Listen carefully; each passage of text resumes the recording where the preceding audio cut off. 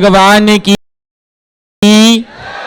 जब लो देवादिदेव श्री मुनि सुब्रतनाथ भगवान की जब लो अंतिम तीर्थंकर शासनायक श्री महावीर स्वामी भगवान की चारित्र चक्रवर्ती आचार्य प्रथमाचार्य भगवान श्री शांति सागर मुनि महाराज की परम पूज्य चर्याश्रमणी आचार्य भगवान श्री विशुद्ध सागर जी महाराज की धर्म स्नेह आत्मन सभी लोग बाहर से उत्तर प्रांत से आए हैं। तुम यह आपको बता रहे हैं कि जिस मठ में आप बैठे हो जिनसेन आचार्य की साधना स्थली जो आदि पुराण महापुराण के रचयिता है वह जिनसेन आचार्य भगवान की साधना स्थली रह चुकी है। इस मठ में अनेक साधक साधना करके अपने समाधि को प्राप्त कर लिए हैं। धर्म स्नेह आत्मन इस मठ की परंपरा में 84 दिगंबर भट्टारक हुए हैं। जो निर्गंत है दिगंबर अवस्था में रहते थे ऐसे 84 दिगंबर भट्टारक हो चुके हैं। और उसी श्रृंखला में आगे जब नग्न मुद्रा का विहार करना मुश्किल हो गया तो वस्त्रधारी भट्टारक प्रारंभ हो गए। उस वस्त्रधारियों के परंपरा में मेरे पहले तक 15 भट्टारक हुए हैं और हम उन वस्त्रधारियों में क्षुल्लक अवस्था के 16वें भट्टारक और पूरे मठ के परंपरा में इस 100वें भट्टारक कहे जा रहे हैं। धर्म स्नेह आत्मन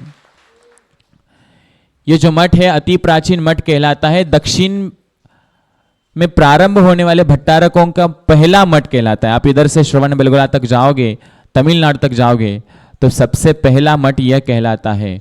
और सभी मठों में सबसे ज्यादा गांवों की व्याप्ति इस मठ को मिली है।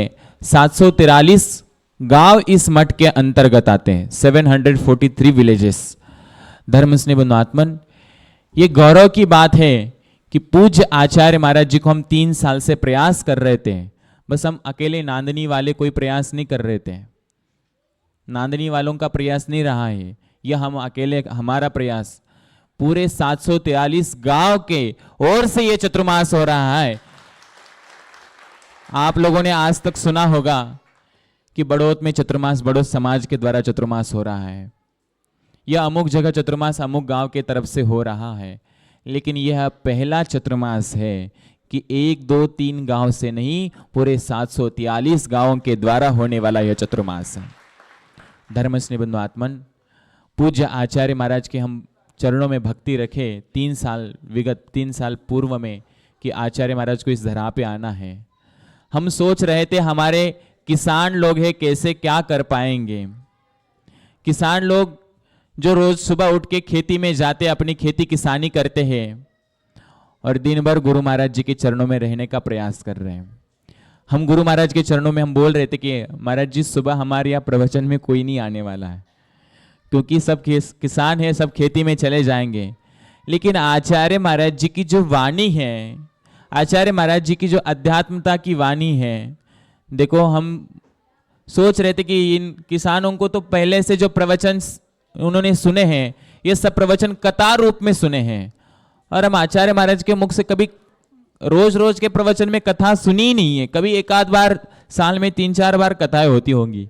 लेकिन आचार्य महाराज जब से यहाँ पे आए हैं हम सोच रहे थे कि ये लोग आएंगे कि नहीं प्रवचन के लिए। लेकिन इनकी अध्यात्मता की मिठास इन लोगों को इतनी भा गई कि रोज ये मठ सुबह के प्रवचन में भी पूरा भर जाता है और शाम के प्रवचन में क्षेत्र पे भी पूरा भर जाता है। यह गुरु के वाणी का प्रभाव है। धर्म स्नेह आत्मन उत्तर प्रांत से पहली बार इस मठ में इतने श्रावक लोग आए हैं। हमें बहुत आनंद है सभी उत्तर प्रांत वाले क्योंकि आचार्य महाराज बोलते उत्तर दक्षिण पूर्व पश्चिम मत बोलो अखंड जैन धर्म है। आज मेरे को दिख रहा है कि आचार्य महाराज के चरण रज के पावन भूमि यह हो गई चरण रज से और यह उत्तर दक्षिण पूर्व पश्चिम का भेद सब समाप्त होके अखंड जैन धर्म आज मेरे को दिख रहा है। ये केवल आचार्य भगवान विशुद्ध सागर जी के कारण ही हुआ है। धर्म स्नेह आत्मन समय अपनी गति से बढ़ रहा है। पूज्य आचार्य महाराज जी को अपन सुनने वाले हैं तो यह मठ की प्राचीनता है। आगे दोपहर के समय में भी हम 2-5 मिनट का समय ले लेंगे। अभी हम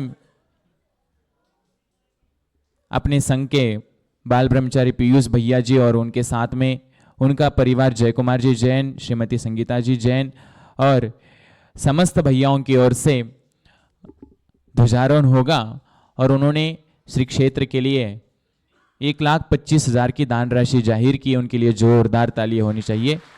बढ़ते हैं उन पावन श्री चरणों में। वह परिवार आए पूज्य गुरुदेव के श्री चरणों में श्रीफल भेंट करे।